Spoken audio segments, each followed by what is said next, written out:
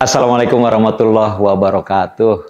Masya Allah, sekarang saya ingin berbagi pengalaman belajar ya selama Masya Allah berbelas tahun ya. Alhamdulillah izin Allah bahwa ada cara untuk kaya lewat jalur bisnis yang kemudian perlu kita ketahui.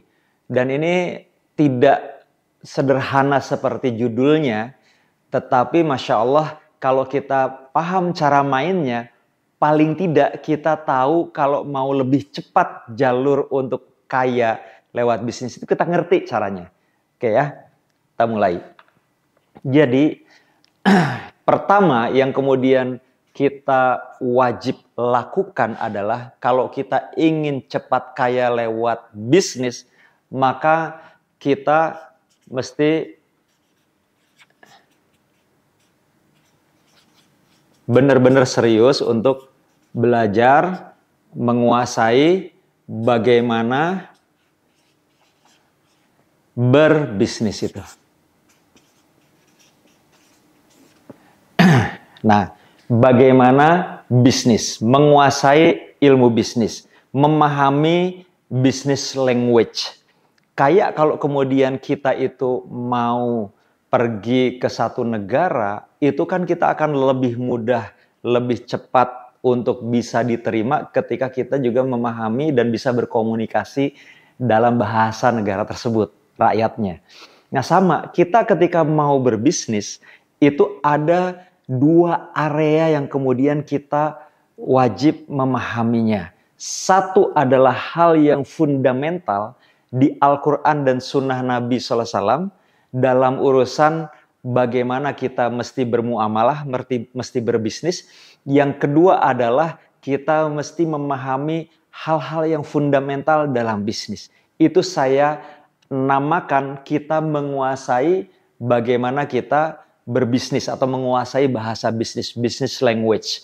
Ya, jadi dua area ini sebagai muslim maka bagaimana kita bisa memahami pesan dari Umar bin Khattab ketika kemudian beliau radhiyallahu an itu melarang setiap muslim yang mau berbisnis masuk pasar kalau tidak paham fikih muamalah.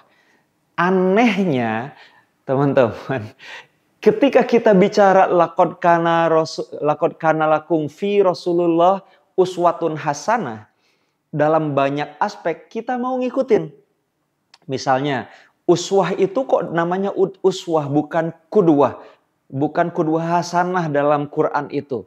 Nabi adalah kudwah yang terbaik sebagai ayah. Nabi adalah kudwah teladan yang terbaik sebagai seorang suami.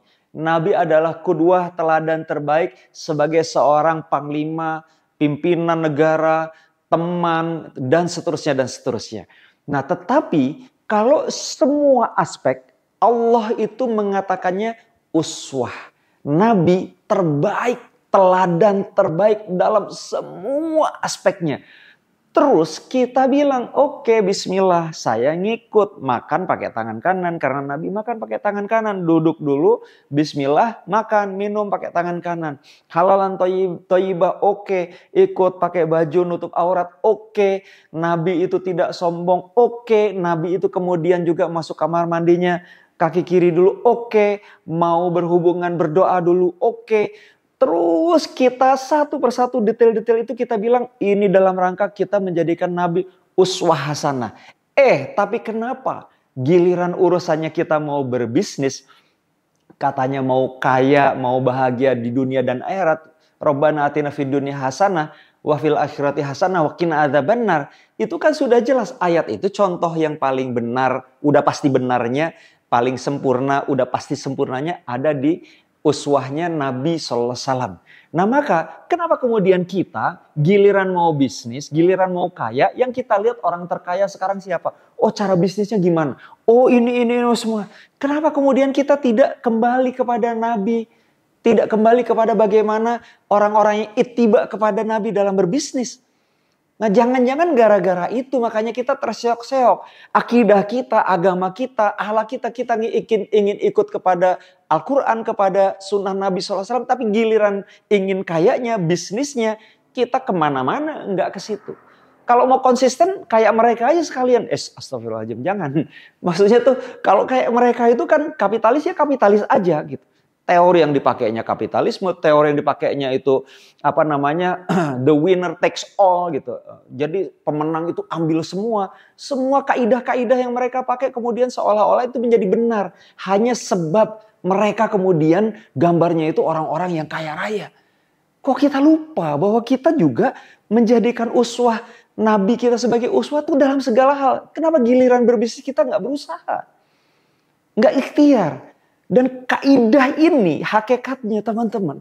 Kita sudah menjadi pemenang yang bahagia sejak sekali kita mulai sampai nanti kita berakhir. Mau urusan berhasilnya, mau urusan hasilnya seperti apapun, terserah Allah. Tapi kita sudah menang sejak awal, kita sudah selalu menang dalam prosesnya, kita juga akan tetap menang di akhirnya. Apapun kondisi yang Allah berikan kepada kita sebagai takdirnya. Mau kita kaya raya pisan, gak apa-apa. Kok pilihannya gitu, enak banget. Nah, jadi kalau kita mau kaya, memang kita mesti menguasai business language. Tapi untuk kita yang muslim, business language yang mana itu it's matternya, itu masalah utamanya. Cara bisnisnya siapa? Nah, maka pastikan yang fundamental ini jangan kemudian maaf banget, saya banyak ketemu dulu juga mungkin saya begitu. Bukan mungkin, iya kayaknya seperti itu ya gayanya. Jadi udah yang penting kita lakukan aja. Kalau sudah ada larangan baru berhenti.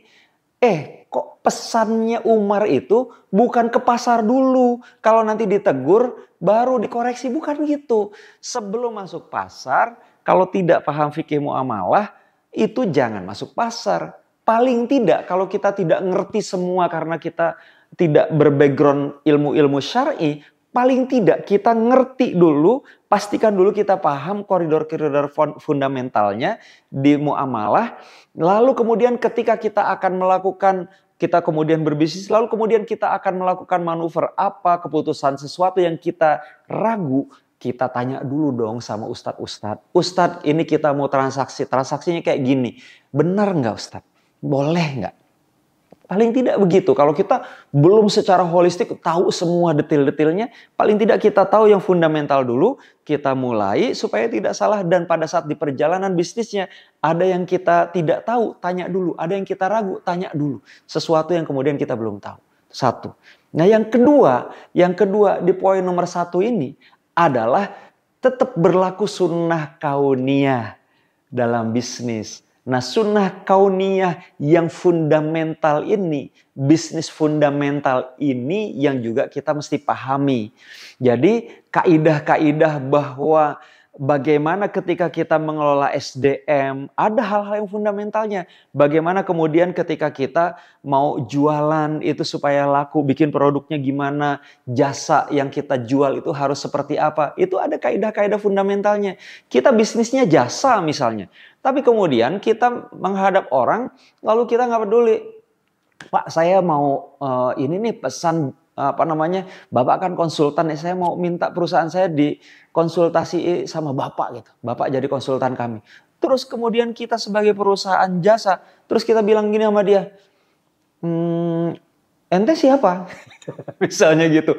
Udah gitu begini lagi posisinya. Ente siapa? Berani-beraninya minta saya jadi konsultannya. Emang ente punya duit? Kan nggak mungkin. Itu fitrah kauniyah. Yang namanya kita manusia itu akan senang pada saat kita diperlakukan seperti apa oleh orang lain.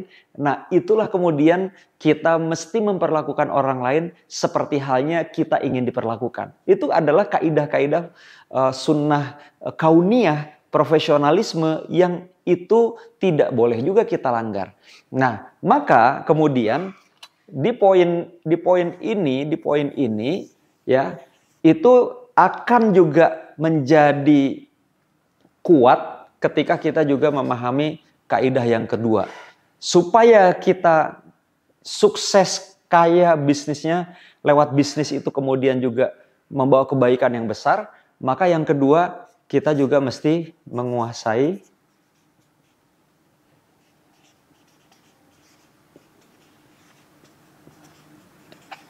ilmu hutang.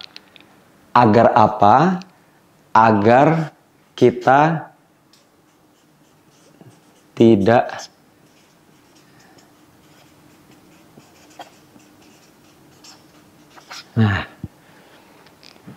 maka dua kaidah ini, teman-teman sekalian, kita tahu apa yang fundamental di bisnis, kita tahu juga apa yang fundamental di urusan hutang, termasuk bagaimana modal. Termasuk bagaimana modal, supaya apa? Di sini bisnis kita growth-nya benar, baik. Di sini penghalang yang paling serem, yang suka jadi jebakan, terhindar atau kita bisa hindari karena kita ngerti cara mainnya. Kenapa? Kalau kita tidak paham tentang hutang, itu bisa jadi tanpa sadar kita tiba-tiba akan jatuh miskin. Dan ini banyak banget, teman-teman, banyak sekali saya temukan dan saya itu pernah mengalami itu.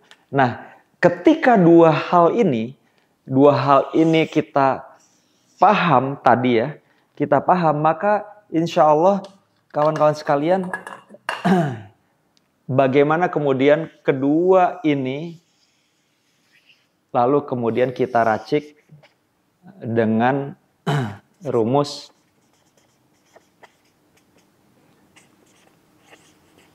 kerjakan dengan benar sejak awal. Gimana kita berusaha melakukan bisnis kita, membangun kekayaan itu dengan benar sejak awal. Masya Allah. Ini ketika kita paham ini, insya Allah dengan izin Allah, apalagi kita paham katalisnya, kita kemudian bisnisnya atau menjadi kaya dengan cara yang Allah ridhoi, itu bisa melesat dengan cepat. Jauh lebih cepat dari pada umumnya mereka yang tidak memahami konsep-konsep mendasar ini. Jadi teman-teman sekalian, ini yang kemudian kita mesti siapkan. Nah, hati-hati juga, kan kalau begitu saya perlu ini dong, mentor kah, guru kah, yang bisa ngajarin ini supaya saya tidak kepleset. Betul. Maka dalam proses-proses kerjakan dengan benar sejak awal ini, termasuk di dalamnya adalah bagaimana kita menemukan mentor, guru, komunitas, lingkungan, teman yang juga memang benar sejak awal. Jangan khawatir, mulainya dengan kita meminta sama Allah. Kenapa? Karena kata Allah, kata Rasulullah SAW, ruh itu akan berkumpul dengan yang sejenis. Kalau kita memang sungguh-sungguh, bukan orang yang rakus, bukan orang yang jahat, bukan orang yang niat ingin kaya raya itu dengan cara-cara yang brutal, dengan cara-cara yang tidak baik, dan seterusnya. Dan kita ingin sebagaimana dalam sholat kita, ihdinas syiratal mustaqim. Pada saat kita berdoa, lalu kita membaca ihdinas syiratal mustaqim. Ya Allah, tunjukkan saya jalan yang lurus. Syiratal ladzina an'amta alaihim. Jalannya orang-orang yang telah engkau beri nikmat. Berarti yang sudah Allah beri nikmat itu siapa? Kan di ayat lain ditafsirkan para nabi, siddiqin, syuhada, solihin, dan seterusnya. Nah, maka ketika kita mau menjadi kaya raya dengan cara yang benar, cepat, ketika kita juga berdoa lalu minta dikasih petunjuk, maka kita pada hakikatnya minta, ya Allah tolong tunjukkan cara-cara untuk menjadi kaya dengan cepat yang benar ini adalah sebagaimana orang-orang yang kaya raya yang itu engkau telah beri nikmat, artinya bahagia fid dunia hasanah, kemudian juga fil akhirati hasanah, dan mereka adalah orang-orang yang terlindung dari api neraka. Maka kita minta ditunjuki supaya Allah ngarahin jalannya kita itu adalah jalan yang sudah terbukti suksesnya itu dunia akhirat.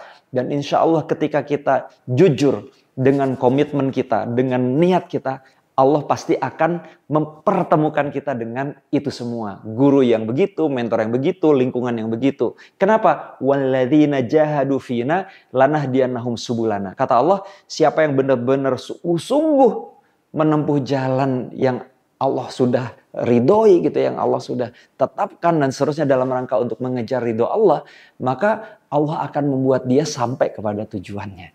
Terima kasih. Insya Allah yang berikutnya akan juga menjelaskan aspek-aspek yang lebih teknis, prinsip mendasar dalam berdagang, kemudian contohnya.